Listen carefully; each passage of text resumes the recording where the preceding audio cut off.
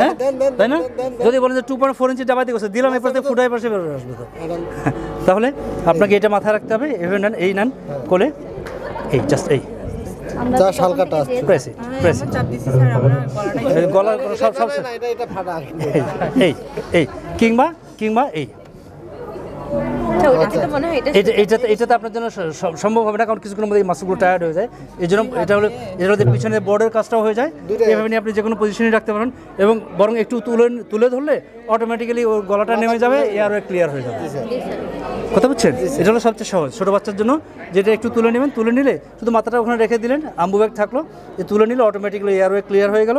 Do it this way, এই এই 1 2 3 4 5 6 7 8 9 10 11 12 13 14 15 16 17 19 20।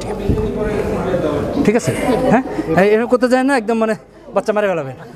হ্যাঁ, নেন। Thank you sir.